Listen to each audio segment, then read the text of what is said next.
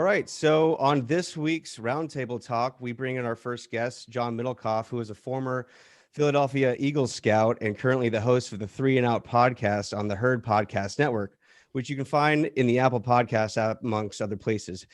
So, hey there, John. Thanks for joining us. How are you? What's going on, fellas? How you guys doing? Doing well. Thanks for joining. No problem.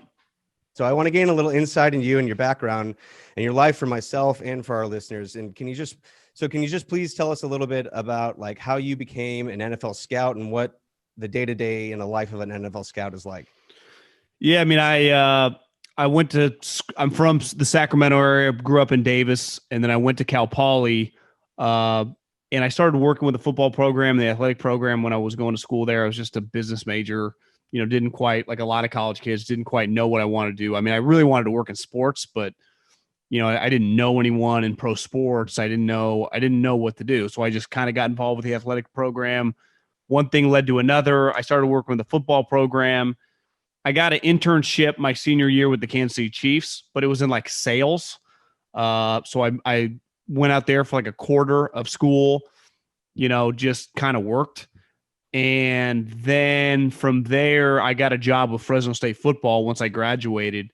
And I worked there for a couple years as a graduate assistant and kind of doing recruiting. And one element of the job was working with the scouts as they came in. So I got to know a lot of people in the NFL, which was awesome. And I remember like early on realizing I want to do what those guys are doing. So I always would make an effort to get to know them, talk with them.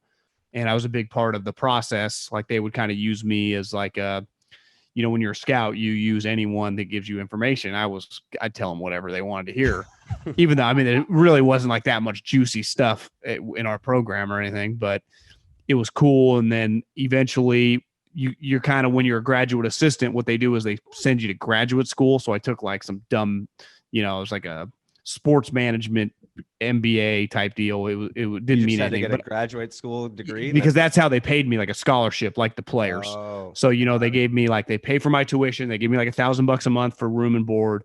But I worked like coach's hours. I was with the coaching staff 24/7, especially during the season. So it was awesome. And we had a really good team, or a really good player. My second year, Ryan Matthews, who was drafted in like the top 15, he went to the Chargers. So when you have a really big time prospect, every team's coming through, sending GM, sending guys. So I was really, it was badass. And then some guys had some openings in different program or different NFL teams. And I had Coach Hill, who was the head coach at Fresno State at the time. He called Andy Reid for me. And then like a week later, I had an interview, and one thing led to another. And then like 3 weeks later, I was moving to Philadelphia. And it's just, they kind of took off from there. And then my first couple of years, I worked in the office. So when you work in the office, especially at the lowest guy in the totem pole, I mean, you're doing dumb shit, picking up laundry to, my GM's clothes or whatever, to, running lists of free agents, to picking guys up at the airport, to when guys get cut my first year. I'm sure you've seen that on Hard Knocks. You're doing a lot of that, meeting the guy at the door. You're helping, orchestrate workouts. You kind of help the coaches throughout the week, from little things to like print out the weather, and leave it on everyone's desk of what the weather of wherever you're going to play that week, to the injury report, to also writing up guys and watching teams and doing that type stuff. And then your kind of role grows, in the office, but you get to do a lot of stuff. And then my third year, I got to work on the road and kind of do the West Coast, basically from New Mexico up to Washington, kind of over to Colorado. So you have that whole area, which was really cool. And then I've been doing the media stuff ever since. Was that Andy Reid's Philadelphia Eagles? Yeah. So I was there with Andy for 3 years, and then Chip came when he got fired. And then one thing, then I don't know if me and Chip were on the same page. We got in a little argument in a draft room, because when he came in, I'd met him when he was on the, with Oregon. And, I was, Howie Roseman was the GM. And so I was pretty confident. And then things change really fast whenever you get a new head coach. I mean, you just see the hiring and firing, the way the league works. It was, I was in my late 20s. It was kind of crazy. But then I realized I was living in San Francisco at the time. I got to come back after my second year. Daniel Jeremiah, who works for NFL Network, he left, and I begged them to give me the West Coast job. And luckily they did. And once I got back out here, like, I'm not moving back to another city to try to do this. I'll just do something else. Like, I like football. I don't, you kind of got to love it to do that stuff. And it was a hobby and more than a hobby. I mean, it's a passion of mine, but it's not like a way of life. And I just wasn't going to bounce from city to city. I had other things I wanted to do. And then the media thing kind of took off, and I've never really looked back. Right. I can imagine, particularly because it's particularly difficult because you would have to commit yourself to another organization, potentially not San Francisco, go out there and then risk another head coach change and then have to do the whole thing over again. Yeah, just it can be a never changing situation. I was lucky that I got into an organization like for my media career that so many guys went, I have like 4 head coaches just in my phone just from working in the office, from Sean McDermott to Matt Nagy to obviously Andy Reid to Brett Veach to Howie Roseman. I got lucky. Sometimes like if I would have been hired by like the Bills or something, who knows? I wouldn't have known anybody. So just those 3 years kind of changed my life, changed my career. But yeah, I wasn't, having gone through it, like I didn't want to keep going through it. And it'd be one thing, some of these, you see some of these guys, they're making millions of dollars. Maybe I would have thought differently, but like, when you're making like 50, 60 grand and you're young and you haven't really got a big position yet, you're like, this is kind of crazy. You're working these crazy hours. Once you go through a head coach of that level getting fired, you're like, God, anyone could get fired. Cause it's true. I mean, we see it unless you're like Bill Belichick, most coaches get fired relatively quick. So yeah. And I didn't know that many people in the NFL beside the people that were with that team. It's one thing when, you've been in the league like 10 years, you get to meet a lot of people. Most of the guys either went with Kansas City and that wasn't really an option because he had hired a separate general manager that hired all of his own people and John Dorsey and obviously Philadelphia. So like Louis Riddick was a guy that I worked with that does Monday Night Football. He was in the league way longer than me and he couldn't get back in and he ended up going to ESPN. It's just, it's kind of crazy right away, but it was the best thing that ever happened to me. That's fantastic. That's a lot of knowledge, and certainly we appreciate it. I think one thing you mentioned, right? Chip Kelly walking through the door, that's an automatic blow up of the franchise of the organization. We've seen it at UCLA, right? You've seen it with the Niners. I think that's an obvious one. Then following up with Jim Tomsula. What in particular would you identify as, one of the better front offices? I think the Chiefs are obviously one that, right, everyone knows. You talked about Brett Leach, and then you talked about as well Andy Reid. But is there one that, say, is under the radar that a lot of people don't talk about that would be one of the better front offices run from top down? Yeah, I don't know anyone with this organization, but they clearly just kick ass for basically like 50 years, and that'd be the Steelers. They're not flashy in the sense of they don't talk to the media a lot. I don't hear many podcast interviews with Kevin Colbert, their GM. Mike Tomlin's a great interview, but like you don't see him doing like, he ain't sitting down with like Joe Rogan or whatever. Where do you ever hear Mike Tomlin talk beside like when he talks after games? They just kick everyone's ass pretty consistently. Now they haven't like won like the Patriots, but when you look at the history of their organization, it really is mind blowing how consistently good they've been. And they're just not flashy. It's kind of very representative of the area, right? Like Pittsburgh, blue collar, tough, keep your head down. Don't make it about yourself. Right now, as we're recording this, they're 10-0. And it's like, I kind of feel like they're flying under the radar right now. All we talk about the Chiefs, we talk about Aaron Rodgers, we talk about Russell Wilson, but it's just, this is probably one of the more under radar Steeler teams ever. And think how many players like Antonio Brown, Le'Veon Bell, like they've lost great players, James Harrison, just Troy. They lost Hall of Fame level guys over the last decade. And it's like, no big deal. See you in the playoffs. Even the Ravens, like once Ray and Ed Reed left, like they kind of fell apart there for a little while before Lamar Jackson came. So it's incredible what the Steelers have done. And Mike Tomlin's just a certified badass. Yeah. So they just fly under the radar just by not talking. Yeah. Well, to me, when the Patriots don't talk either, but they're just so famous and polarizing that we talk a lot about them. But Bill doesn't do he ain't doing podcasts either. Right.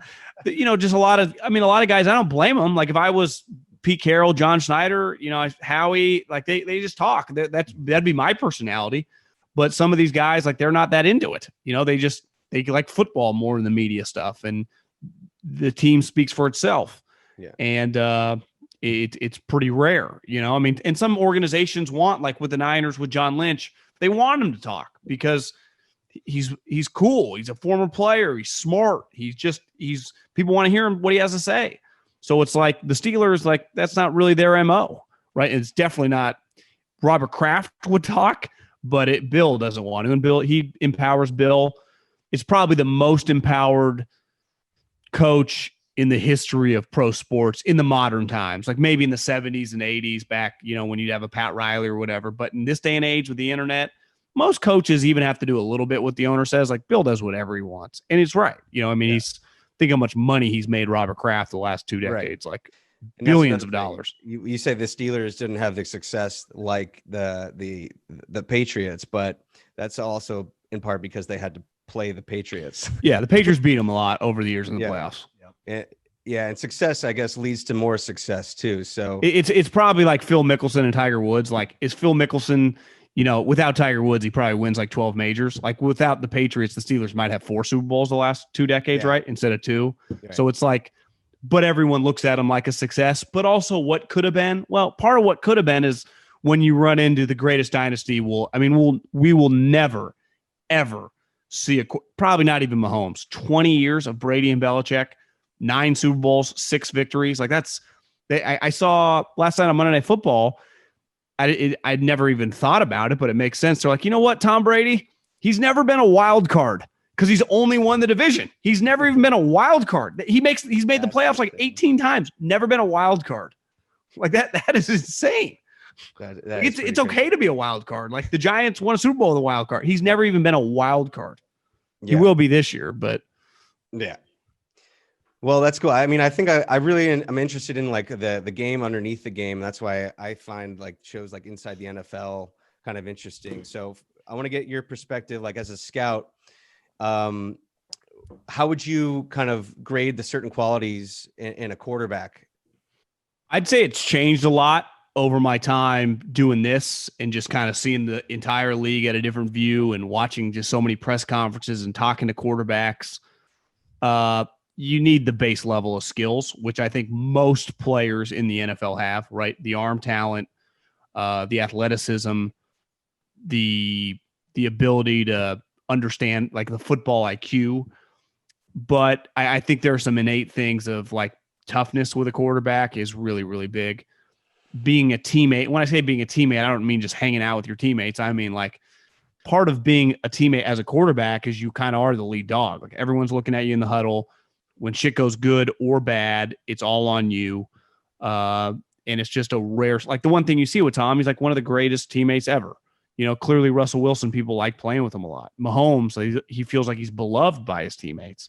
And when I mean like every play, every game, like these guys want to go play with that guy. It's like when you hear people talk about Michael Jordan, like I wanted to go play with Michael Jordan. Like I couldn't, I was so happy Michael Jordan was my teammate. Obviously because he's the best player, but just because like when shit hits the fan, I got this guy on my side. Like, and that's what Tom historically has always had. And I think Mahomes clearly has that now. And then, I mean, accuracy, but the game has changed so much even since I left the league. The rules, it's so easy to pass now. They can't hit the quarterback, can't hit the wide receiver. I mean, look at Jared Goff. Like Jared Goff's solid, but he benefits a lot from playing in this league. Like if you put Jared Goff in like the 80s, listen, I never really saw Montana play, but the one thing I'll give Montana that none of these guys can relate to, NFL in like the 80s and the 70s was a war zone. I mean, you were getting your leg snapped. Like that's why you meet these guys. You could be around like billionaires and a NFL quarterback comes in from like the 70s and 80s. They're like revered to the highest level. They're like, that guy's the toughest guy in the room because like Montana would get body slammed by defensive linemen and it doesn't happen anymore. So it's hard to judge, like the toughness scale is just different than what it was. But you still need to be willing when a guy's running right at you. And most of the guys, like if you've ever been to an NFL practice or a game and ever have the opportunity to get on the field, the size of these human beings are like, you can walk around major cities, Chicago, New York, San Francisco. You'll never see a guy that big. Like guy just walks like 6'5", 260, runs like a wide receiver. I mean, these guys are all-time freaks. So the guy does get to run at you. He might not be able to hit you as hard as he once could, but you see guys that flinch and other guys that don't. Like that's what one thing I'll say about Phillip Rivers is like, to me, his toughness is elite. And it's why Luck was so good when he came in the league, because his ability to stay in the pocket and just as he's getting peppered, make these throws. You don't see that as much anymore with some of like the young spread quarterbacks, but you don't really have to. I mean, look at Mahomes, who's like the ideal version of, what you want now. He does a lot of running. Like, he's not sitting in there and getting peppered. He'll just take off, get a little green grass, and then throw a strike, which, it'd be a little more difficult. Like, he'd be great no matter what year, but he'd probably have to play a little bit different in the 80s because he'd get killed, Arm angles on those throws too. I mean, pinpoint passing. I mean, it's just unbelievable. Well, one thing Andy Reid told me one time, and I never thought about it like this. I was like, was it harder to evaluate Mahomes because he played in the Texas Tech offense? He's like, no. He's like, it was way easier. He's like, in the 90s, you'd get a quarterback from wherever school. They'd throw it like 15 times a game. So the entire season you had however many throws, 15 times 12, right? He's like, Mahomes in like 4 games or just a game would have 60 completion or 60 attempts. So if you were going to watch 4 games, you could even wipe out all the wide receiver screens and just watch all the downfield throws. It'd still be like 100. So you had so much to evaluate. You could see if you really did a deep dive on Mahomes, and looking back, like, it does feel only a handful of teams really did. Mm-hmm. The Chiefs and the Saints with Sean Payton, like the Niners didn't. Yep. I think those guys really saw something like, God, this guy could be pretty special. But I think it's just, and I think this works for any, walk of life. And I try not to do this when you overgeneralize stuff, is where I think in business you can get in trouble. And in football, you go, oh, he plays in the spread offense or he plays in the air raid, because the natural reaction would be, oh, he can't do it in the league. Well, can he? I mean, are we sure? And I think sometimes when you overgeneralize, that stigma carries with guys. Well, eventually you're going to miss on a guy because that stigma shouldn't be on him. And clearly with Mahomes, it was irrelevant what offense he played in. And I think that's a perfect segue, right? I mean, obviously local here in San Francisco, I think a lot of us are wondering who the quarterback of the 49ers are going to be. And I think there's a couple different routes, right? And love to hear this from you, but I think you go the draft, right? With Zach Wilson, BYU, Trey Lance, North Dakota State. Maybe you make a trade if it's Matt Ryan or if it's Sam Darnold or Matt Stafford, or is Jimmy G the guy? Is the quarterback on the roster today? So I just like to hear, is there a certain path you feel the Niners will go, or in a particular player that they should focus on? Yeah, I mean, I think there's 3 sets of guys. I think there's the veteran guy making a lot of money, which means you'd have to cut Jimmy, which you do immediately, right? If you were then going to trade for Matt Ryan, Matt Stafford. Well, I would not trade for Matt Ryan, but I don't know if Kyle thinks the same way, because Kyle and him had a lot of success. I would trade for Matt Stafford, but both those 2 guys make a ton of money. Now, Matt Stafford's really talented. Hopefully you get like 3 or 4 years at like a Pro Bowl level. I'd be all for that. I would not do Matt Ryan. And I was watching the Vikings play last weekend. Like, they're going to be competitive enough. They're not going to trade Kirk Cousins. He's fine, especially with their team. So to me, I would trade for Matt Stafford. I wouldn't trade for the other guys. Then you have Sam Darnold, who doesn't make that much money because he's on a rookie contract, but you'd immediately have to pick up his 5th-year option. So a little like Jimmy, you'd be betting on him immediately, which is a little risky, as we saw with Jimmy. It just, you don't know that much about, and you probably have to trade. I mean, the Niners' first-round pick's going to be pretty good, so I'm not trading like pick 12 for Sam Darnold, but what if the Steelers or the Colts are pick like 28? They were like, I'll trade 28 for Sam Darnold, and if you're the Niners, well, you can't match that, so it's kind of difficult. They might just not be able to acquire Sam Darnold. So I would be interested in that. I could see the Colts, let's say they make the AFC Championship and lose the Chiefs or the Steelers. They just give like pick 28. That's a pretty good pick. Like, I don't know. The Niners they couldn't hang with that. And then there's just, you keep Jimmy and you draft a guy really high, whether it's the first or even the second round, like a Kyle Trask of Florida. I mean, there are other guys. The one thing you've seen with Jimmy, with Derek Carr, with Dak Prescott, with Russell, you can find really good quarterbacks in the second and third round. So I would probably go keep Jimmy and draft a quarterback. But if Matt Stafford became available, that would be the one guy that I would really think about. Now, if I could get Sam Darnold for like 2 third-rounders or something, that would be interesting. Yeah, but I'm not stupid. The market for him, just because think how many competitive teams. What if Roethlisberger retires? The Steelers would probably be all over him. The Phillip Rivers is just a 1-year deal. They'll probably be all over them. Who knows what happens with Dak and the Cowboys? They're just maybe Dak and the Cowboy. Maybe they let Dak walk and they trade for Stafford. He's a Texas guy. I do think we'll see some pretty crazy, stuff happen this offseason with quarterbacks, like famous quarterbacks. Last year we kind of did, right? Brady, Rivers. I think we might get another one of those little Brady stretches. Come to San Francisco. No, to me, Brady kind of looks not shot, but he looks old. I mean, I honestly, I felt bad. I love Tom Brady. I don't want to watch him like this. It's just, that sucks. I mean, what are we doing? Those two lines against each other yesterday too. I mean, just pure domination by the Rams. It wasn't even close. They were in the backfield all game. Tom can't move. All these defensive linemen can fly. At least when Tom was younger, he was just. Clearly Tom is not scared, but at 43, he doesn't want to get hit. So it's like he's just like, I've been hit enough. I don't want to get hit. So he gets rid of the ball probably too soon. He made his career off Edelman and Gronk and Wes Welker. Now, when he was younger than Randy Moss, but for the most part, it was short and intermediate.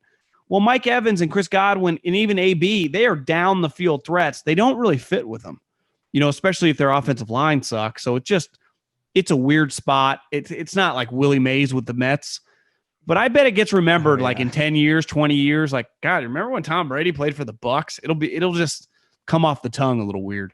Well, I think the Mets too. They got to retire that jersey now, right? Cano's Yes. on the shelf. Time to retire that jersey, please. I beg you. One quick thing too. I know, right. We're using kind of the scout hat. Let's put on the GM hat. Let's look at the 49ers in totality. Right. I think they have 40 expiring contracts coming up. So they have a ton of the team that they need to resign. I think it's every corner they don't even have re-signed for. Yeah, it's wild. Right. Yeah. So just in your perspective, your opinion, what's the direction of the 49ers? Obviously we covered quarterback, but for, where would you look, say, would it be corner? Would it be D-line? Would it be offensive line? Where would you address, say, those needs immediately? That's why Jimmy might survive, is just they have so many other needs.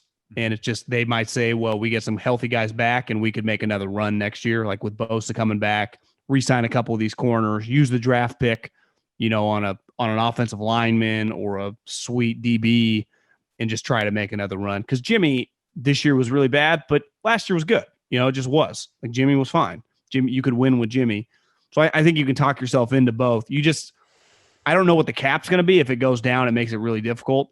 That's where Jimmy might survive, just because he's under contract. It's still a relatively cheap number, and it's difficult. I'm a big believer in you just stack the defensive line and just draft some later round DBs, because like the Niners went to the Super Bowl with an undrafted free agent at corner, and Richard, who's an all-time great, it was older.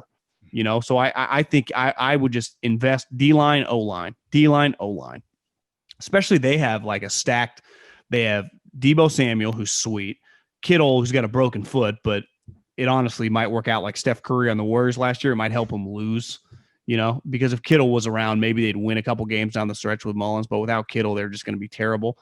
And then Ayuk, I mean, that's, and then Mozart, if he's healthy, and they could always find like a late round running back with Kyle. He's good at that. Their offense could be really, really dynamic next year with Jimmy Garoppolo. So I would just invest defense, draft defensive players. You can never draft enough defensive linemen. You saw this year, like one guy gets hurt, it trickles down fast. I learned in the NFL, like a position of strength, which the Niners had of a defensive line, can go to weakness with like an injury.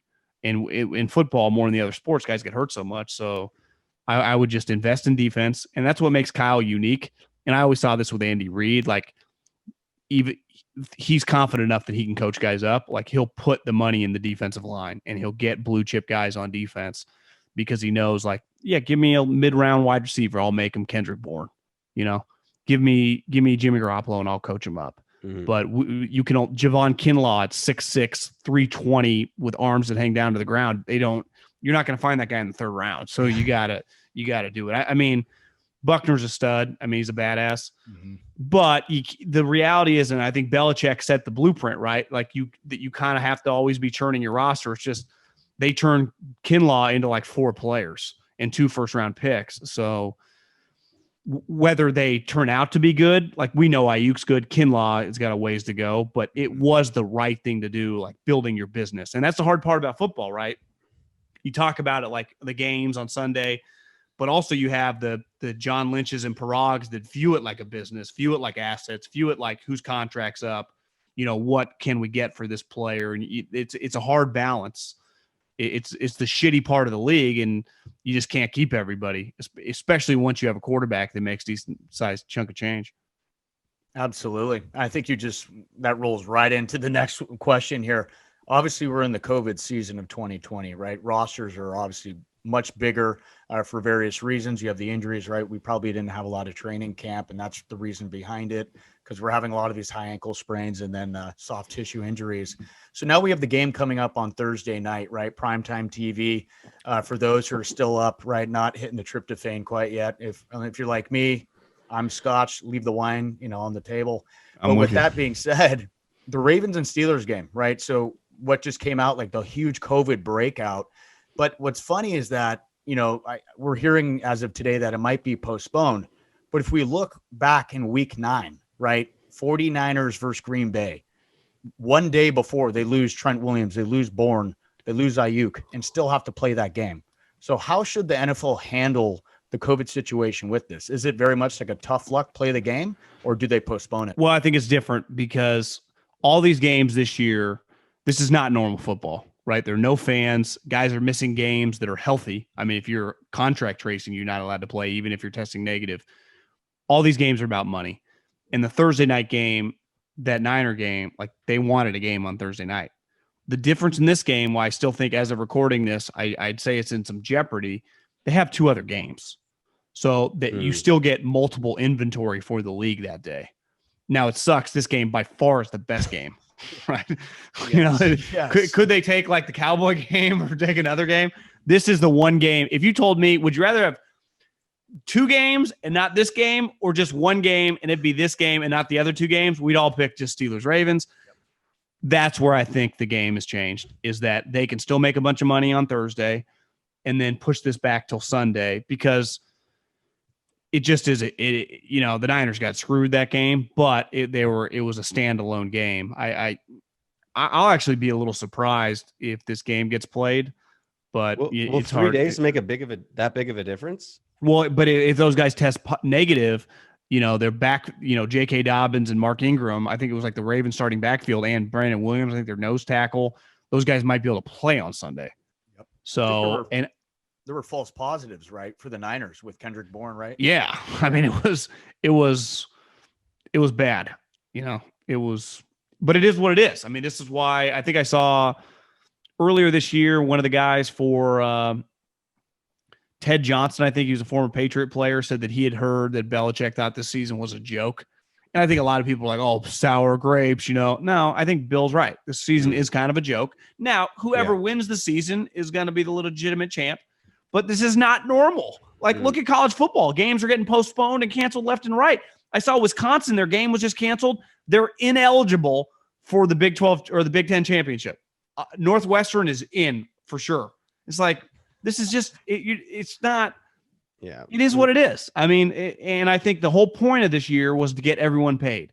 Players, keep the league going, keep the media, your partners. Like, this is just huge business. A lot of people, all their chips are in the middle of the table, and you got to find a way to keep the cash coming in. The way the cash comes in for this league is TV games. That's it. Yeah, that's why you don't even need, like the Raiders for 20 years at the Coliseum, they didn't make any money. It didn't matter. They had enough money to pay for everything because of the TV rights. Yeah, and that's kind of a similar sentiment I had when the Dodgers beat the Braves this year in the playoffs. It's like, yeah, it sucks that they lost, and it would have been nice had they won, but at the same time, it's not nearly as, what's the best word for this? Legitimate as a normal season's World Series or a championship trophy. And there's another part of me that just didn't want them to win yet another shortened season, because they won back in 95, which is also a shortened season. And I wouldn't want them to win another championship. See, that's like I think the Lakers and the Dodgers, both those teams might have won it and probably would have normal, right? Definitely the Dodgers have been the best team for the last 5 years. They just needed a couple things to break their way. They added Mookie Betts. More than likely, they win it regardless. They had a great shot, yeah. But if you ask them, if you had to win it the last 5 years, would you want it to be this year? Everyone would say no. Of course. You'd rather win it normally with fans being able to celebrate. The Lakers, probably a little different. They win a lot, so it's like they'll probably win again next year, and it's like it doesn't even matter. But like the Dodgers, but I would say like it depends who wins it in the NFL this year, because if like the Chiefs win it, I think we'll all go, yeah, they're back-to-back champ. Like it'll feel legitimate for them because they just won it. We all think they're the best team. Steelers, like they're always in the mix, I think. But if like a random team wins it, let's say like the Cardinals goes on some crazy run, we'll be like, yeah, would Kyler Murray beat all these? Like, I don't know. Are there going to be fans of the Super Bowl? I guess it's in Tampa and there are already fans there. So probably like half, but it's not going to be normal. Are they doing, I think the weekend's the halftime, but is he able to do it from there? You know, it's like, this is not normal. Are they even going to have like the combine? It's just a messed up year. Yeah, it is. So, I think let's segment. It is a strange year, so let's segue into our betting lines for the week. Let's get into our best bets of the week segment. So here on the pod, every week we look at the Vegas betting lines and we make some predictions. Have you looked at any of the betting lines this week? And are there any that you're considering as a sure bet? I'm asking because Vince last week, he's coming off his worst betting week of his career, decimating his credibility. And we need to give some of our listeners some winners, and they're not going to come from Vince. So, yeah, I mean, I was over. I picked Wisconsin, the Patriots, and the Chiefs, and none of them hit. So I was over 3 last week as well. I have not looked yet. I looked at the Thursday night games, like the Raven game. I don't even know what to think of. I do kind of like the Texans -3. I like the Raiders -3 at the Falcons. I like the over there. I think a lot of points will be scored. Patriots hosting the Cardinals. That's a trap game for the Cards, I think. God, that Titans Colts this week. That's a pretty big game. Whenever there's a game with 2 teams that are both playoff teams, especially 2 divisional teams, I always take the team in the points. So like just seeing the Titans +3.5. And if it was reversed, if the Colts were going there and they were getting 3 or 4 points, I would. And I do the same with the NFC West. Like when the Rams play Seattle or Seattle plays the Cardinals, who's ever getting points in that game, I'm just going to take, because I think it's pretty good value. I think sometimes it's hard when the lines get bigger and a good team's playing a shitty team, because you know how the NFL is. Sometimes they just don't take them seriously, and then all of a sudden you're like, the Jaguars and the Packers are tied in the fourth quarter. That's just classic NFL. But I think for the most part, when the 2 playoff teams play each other, I think you just saw it with the Packers in Green Bay. The games are really, really tight, just because it is these, especially as the season gets like in late November and early December, the games matter so much. Absolutely. I think one game too, I want to get your opinion on. Just to throw that out there, I agree with you on the Raiders -3. I like Miami -7. I think the 3 games are up on the board that are the trap games, right? Or Miami play the Jets. Yeah, playing the Jets. And you got the Saints at the Broncos. You know, Fangio is going to play him tough. He's seen Taysom Hill. They're going to probably stack it up. The Broncos have been sneaky, like in a lot of games this year. If Drew Lock just plays decent, they're in the game. Like, yeah, right. Taysom Hill. Yep. That's not a bad money line. You know, just Taysom Hill second start. I don't hate that. Yeah, I think on the road in the weather, it's not going to be sunny, you know? Exactly. Oh, it's going to be cold, maybe snowing. Who knows? The one game, though, that's interesting, and I don't know what side I would go, but just want to ask you about the quarterback matchup, Josh Allen versus Herbert. I think Herbert's playing out of his mind right now. Obviously, he played against the Jets. Everyone looks good against the Jets, but can you speak to kind of those two and how they're throwing the pigskin? Yeah, I love Josh Allen. That guy's become a pretty good player. That's another game that's probably going to be pretty cold. But for a West Coast quarterback, Herbert is played in Eugene, right? So he's used to the rain. He's used to the cold. That's a big difference between like Goff and Derek and some of the other California quarterbacks that just played it. I mean, Cal's kind of cold, but it's not that cold. Fresno State is warm. But if you played in Eugene or Washington or Oregon State, like you are used to maybe not the snow that he might see this weekend, but you're definitely used to wind and cold and just being uncomfortable. I actually kind of like Herbert on the road with 5.5 points. Yep. Are the Bills though? they probably coming off a bye, huh? Because they didn't play last week. So yeah, they're off a bye. That would be a little risky. But the one thing you see with Herbert is like Mike Williams, Keenan Allen, Hunter Henry, like they can score points. I mean, and Joey Bosa's healthy now. The Chargers, if they just had a decent coach, they'd be like a 10-win team. But I'd probably go the Chargers there plus survive them. I don't think he does. Yeah. Especially like more than likely they'll lose. See, that's the thing. I'll take the Chargers, and then they'll lose by 14, and Herbert will throw 3 touchdowns. You're like, how's this even possible? All right, cool. So also with the NBA draft just a few days ago, I wanted to get your perspective, John, on some of the teams that you thought were winners and some teams that you thought were losers. I mean, I'd say the winner just because they lose Klay Thompson. They had just tanked, and they were able to get James Wiseman, who, at this time last year, everyone's like, James Wiseman's going 1 lock. And then all of a sudden he's on the Warriors. If I would have told you that at this time last year that James Wiseman was going to be in the Warriors, people would have thought you were crazy. But when you factor in Klay's gone now, that maybe James Wiseman just turns into a really good all-star level player. And that would be huge for a team that, who knows if Klay's ever going to be the same. I'd say other winners. I mean, Daryl Morey, like I talk a lot of shit about him with the Rockets, but he is good, right? I mean, he just gets Steph Curry's brother who can really shoot to go along with those 2 guys. And Doc Rivers, I think the Sixers are going to be pretty good. I'd say the losers, LaMelo Ball and Gordon Hayward making all this money. Like that's probably going to be a disaster. I don't see how that's going to be any good. I mean, I don't know. I think that, and then just other teams, just like the Nuggets are just good. The Nuggets, they don't even have to do anything. Like they're just pretty stacked. Like they could be really, really good next year. I mean, they were fun to watch in the bubble, but that's going to be interesting, right? We talked about it with football and baseball. Like the bubble's not real basketball. If you've ever been to I've been to several Golden State playoff games. That place, it's just I've been to Arco Arena back when the Kings were good. NBA playoff games are just nuts. And it's just like, if you're not playing in front of anyone, remember there was a stretch in the bubble where like guys were scoring 50 points in the playoffs. Like Michael Jordan didn't score 50. Like this is crazy. Yeah, so that to me is, but there aren't going to be fans right off the bat. So it might be the same. We just might be in a bubble, even though they won't be in a bubble, but that type environment. So I think I've seen it with golf. A lot of young players have played really well on the PGA Tour with post-corona. I think that, and you've seen it in football, a lot of young wide receivers and younger players in the league are playing really well. You saw how comfortable Derek Carr was with no fans. Like I wonder, it's kind of like a pickup game. Actually, LaMelo, maybe he'll be decent with no fans. I think you put fans, though, for LaMelo, then I would be like, he'll be all over the map. But just no fans, maybe it's just like you can just ball.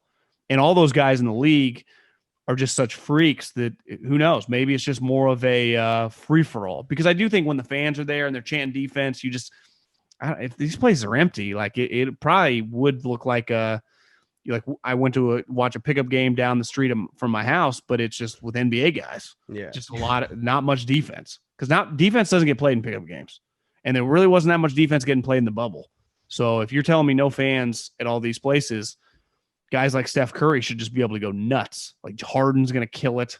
I mean, LeBron, it's so easy for those guys. The Lakers are going to be, I hate to say it, but they're just going to dominate.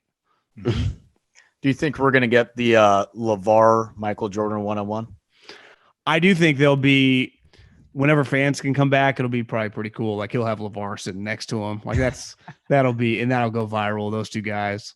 I mean, he just drafted his son 3rd. I mean, the dad's going to be around. Absolutely. So, and Michael, say what you want about Michael. He is a people person, right? I mean, he's a socializer. I'll be shocked if whenever they're allowed to have fans or just people that LeVar and Michael aren't sitting next to each other at a game courtside. I mean, they just drafted the guy 3rd overall. I mean, that guy's got to be good. And Michael, at the end of the day, I think LeVar does all this shit just to kind of fuck with people. And I bet him and Michael probably end up liking each other. Yeah, could definitely. You know what? Because LeVar's kind of crazy. Michael's crazy too. Like, I bet it wouldn't shock me if we read an article in like 5 years. It's like, it turns out LeVar and Michael are now really good friends, especially if LaMelo. especially if LaMelo is good. Anything is good for the ratings at the moment. So anything that brings people back to watching basketball, I think is good. For sure. They need to get guys to play hard again. And that's been a problem. Like, guys don't play hard. Guys take nights off. And it's like, if the players don't care, why are the fans going to care? Exactly. And part of the reason the Warriors took off for that, like, especially before Kevin Durant, they played so hard every night and they were awesome. But I turn on like a random TNT game. It's like half the all-stars are sitting out. Like, it's like, this is a joke.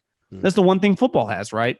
You never turn on a random Chiefs game. It's like, Mahomes just didn't feel like playing today. Like, no, or like Tom Brady just taking the night off. Yeah. It just doesn't happen. But you can turn on a random Rocket game. It's like, yeah, Russell James not playing. Yeah, in fairness, Harden plays every night. But like LeBron, Kawhi, Steph, Kevin, they just take nights off. I don't necessarily blame them, but like the product is the television product. And it's without the fans. The craziest part about pro sports, and the media, I don't think quite understands this. The players definitely don't. The entire business model hinges on fans. The reason that these networks pay all this money is because a lot of people watch. If it went from 10 million people watching a game to 1 million people watching a game, it's way less valuable. Now that's extreme, but like when it goes from 5 million people to 2.5 million people, that's a dramatic drop off. And that's a problem. Part of the reason football talks about ratings so much, that's how they pay for everything, by a lot of people watching, because then advertisers and these networks pay a lot of money. Without the fans, there is no money. There is sports, but there is no money at that rate. And I think people act like it's not that big a deal in the NBA. Like it's devastating if they don't figure out how to get more people watching, because I have a lot of friends that are in my like the mid-30 age group that just don't care about basketball that once did. And it's just they got to figure out how to get people to care again, because and maybe it's just part of it is LeBron's been in the league for like 18 years. I think people get a little tired of him. It's just am. I am too, and I used to love him. I was a huge fan, but it's like it's like I don't even care. Because it's just a little overwhelming, and part of it, like Bleacher Report tweeting about is like his daughter. It's like, it's kind of unfair to her. It's like, I just leave them alone. But clearly it works, I guess. You'd think, but I don't feel like it does, because I immediately delete it. But we feel the same way. I know in the last podcast we actually kind of went in on LeBron, and maybe that there were some choice words in there, but there's just some things that he does, right? When we talk about when the whole Bucks thing, right? When Bucks walked out, it wasn't his idea, so it wasn't a good idea. That kind of stuff is just rubs the wrong way when you're supposed to be a leader, not only in the locker room, but the face of the league. I think that's just interesting how he's evolving into kind of this narcissistic. Well, think about Michael. Michael was always league first. Michael was always like, what's best for everyone to make money? Everyone wear a suit. Michael was very corporate. LeBron's kind of like this renegade, doesn't want to like work for the man, but he wants all the money. It's like LeBron, it doesn't work that way. Like you're all in this together. And that's why I remember those stories coming out of the bubble. We're like, the fuck LeBron? Like, because all the young guys don't give a shit. Right. They were like, a lot of the young guys were like, this guy come off like an asshole. Like, what? He doesn't want to play. I want to get paid. And of course he doesn't. He has an unlimited amount of money. But the random dude on like the Celtics, he wants to keep playing. He doesn't speak for the league. And that's where I think Michael Jordan legitimately spoke for the league. Like, people just like will follow Michael. And LeBron is not like that at all, clearly. But he acts like he is, and they got a good thing going with Clutch. And it feels like they're breaking rules, but no one gets them in trouble. It's an AAU league now, I think. That's kind of where it's gone, right? Yeah, it's the one thing with football. All these guys, half the league come from like 4 schools, but it never feels like on game day they're like buddy. And they are after the game, but like during the game, it's like these guys are going to kill each other. But in basketball, it just feels like, everyone likes each other, and the rivalries. When I was growing up, rivalries really matters. Like, damn, Knicks Pacers, this might be a fight, right? Or, even early on, like Lakers Kings, and then like even Lakers Celtics with like Kevin Garnett and Kobe. Now it feels, part of it is guys moving around is cool, but the way they're doing it now is absurd. It's like, come on, guys, stay on a team, like develop rivalries. It would help the league out a lot. To me, the amount of movement has really hurt the NBA. I saw a headline today. the Heat signed Bam to like 170 million or whatever. And the headline was like, Giannis is really impressed that they signed him early. It's like, what? All they do is talk about when a guy is going to leave next. Yep. You know, that's the entire theme of every Sweet player. When will this guy want to leave? Yeah. You know, and it gets exhausting. We think we talked about like the remedy for that is just to get rid of the minimum contract ceiling. So when you have players like are seeking max contracts, the reason a team can sign 3 of them, right, is because the minimum contract is so low that they can afford it. Yeah. Whereas if you allow, like baseball does, any unlimited portion of a contract to be signed, players kind of go where they can find the biggest contracts, and that gives the chance for a smaller market team to kind of draw somebody in, rather than having guys, you know, trying to go to a team to pair up with a good teammate or their buddy, because they know they're going to get paid the same amount regardless. Exactly. So it's basically like a universal number, right? Yeah. So it's like, well, if I'm going to make 30 here, or I can go make 30 with the Lakers, right? I'm going Lakers. Yeah. Right. I can go make 30. You're going to pay me 28. Well, I can go get 27.5 with the Heat. Like, see ya. Yeah. And that's the one thing the Yankees and the Dodgers and occasionally the Giants and the Phillies and the Cubs have, right? It's like the A's were like, we'll give you 10 million. They're like, we'll give you 25. And they're like, see ya. Yeah. But with the NBA, the money's all the same. Like the max it's all the, you know, it just doesn't matter where you play. So of course, I don't even blame these guys. Like I'd probably want to go play with my buddies too, but it's hurt the product and hurt the league a lot. Yeah. You know, it really has, because these guys also make so much money that like, okay, instead of making 26, I'll make 23. What the fuck's the difference? You know, like there's a big difference between like $800,000 and $150,000. There just is not a big difference between $25 and $30 million, especially. And you guys know this working in business, you can set up corporations and write-offs. It's all the same. Yep. You know, now there's a big difference between like $10 million and $30 million. But if you're just taking a subtle pay cut, I remember when Kevin Durant did with the Warriors, they're like, what a guy, took a pay cut. It's like, yeah, he went from 28 to 26. Like, I bet when all said and done, he didn't even notice the line item on his paycheck. The shoe deal covered up that, right? Yeah, I mean, they don't. This is like extra income. The shoe deal is the main source of income. Exactly. His shoe deal is like $500 million. Yep, that's insane. It's crazy. So it's like, think about that. That's the other problem and there's nothing the NBA can do about this. Their contract, despite being stupid numbers that we see, for the top like 7-8 guys, is not the highest number they make a year. I mean, I've said before, the NBA is the greatest partnership in the history of the world, because for the players, the owners take the liability, right? If the guy gets hurt, I still owe the money. If I'm Gordon Hayward and I get hurt game 1 again, they can't touch my money, and I have no liability for the other players.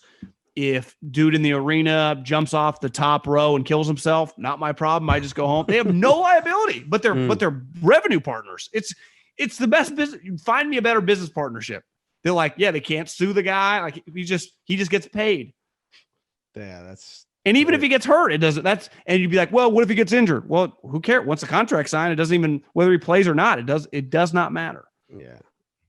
And in football, like you get hurt, like they're going to cut you in like a year. Gone. That's the owner's business right there. It's the NFL, no question. By far, it's like, to me, the NBA would be exhausting. It's like you said, if you're in the wrong market, it's like my best player is going to leave. Mm-hmm. I got to kiss his ass, and then he's probably still going to leave. And then I got to overpay guys like Gordon Hayward, and then he probably won't be good enough. And I would not want to own an NBA team. That was a big contract for Gordon Hayward. Yeah. And then even in baseball, you'd only want to own like 6 or 7 franchises. And even then it'd be so like it'd cost you so much money. Like the NBA used to be cheaper to get into. Remember like when Cuban and some of those guys in the 2000s, even like 7-8 years ago, like Lacob got the Warriors for like $500 million. That was like right as it started to take off. Now everyone's like $1 billion, $2 billion. Like they're out. I would want no part of getting it for $2 billion right now. They're at $4 billion. I think what Fertitta bought Rockets for $2 billion, and then he's got his restaurants are taking a dump too during COVID. And he's screwed. Blowing up. He's screwed. Yeah, he's screwed. Because also like Houston, even though it's a big market, whenever you watch the Rockets games, the place is empty. So it's like, and think of his costs. He's paying James huge money. He's paying Russell huge money. They've never won a championship. So he's not like selling championship merchandise. That's a lot of cash. You know, like Dave Tepper paid $2 billion to get the Panthers. Well, he immediately starts getting these media checks. He's already making money, and they're going to win like 4 games. It won't even matter. Like in the NBA, to make some cash, same with baseball, you got to win. In football, like you can lose and make cash. Maybe that's why it's such an unwatchable sport now, because nobody cares to do well. Well, half the owners, it doesn't matter. Yeah. You know, Right. think about the A's. If they didn't have Billy Beane all this time, they would never win. You know, because they don't spend any money. They would suck, and they'd be like half the other teams in the league. John, final question here. We always ask our guests, what beer is in your fridge currently, or what beer have you consumed that you would recommend to our followers? We are big IPA guys here, but let's hear what you got. I'm pretty basic when it comes to beer. I'm a Coors Light, Miller Lite guy. I gotta watch the calories here. I've really, in my last probably 5 or 6 years, I'm more of a cocktail guy. I've been probably for about a decade a vodka soda guy. I've changed over the last 2 years into a tequila soda guy. So I got a couple bottles of Casamigos is usually what I drink. Just tequila soda would be my go-to. I'm a pretty boring drinker. I'm not like, but if you give me a good IPA, I'll definitely drink it. But I'm more stocked up with hard alcohol than I am with beer for sure. How about, have you tried a mezcal old fashioned? Just out of curiosity. No, what's that? Mezcal, just like you would have an old fashioned, swap out, right? Bourbon and bring in mezcal, and it's got that smokiness, no hangover. Fantastic. Oh, it's pretty good. You can have 4. Yeah. 5. Well, I'm going to write that down. All right. Thanks, John, for the time today. Thanks for joining us on this week's Roundtable Talk. Please tell our listeners where they can find more of you, and if you got anything coming up here in the near future. Yeah, just probably Instagram, Twitter at JohnMiddlekauff is the easiest way to find me. Cool. You'll see everything coming out there. Good shit, guys. I'd say let's get a beer, but maybe one day.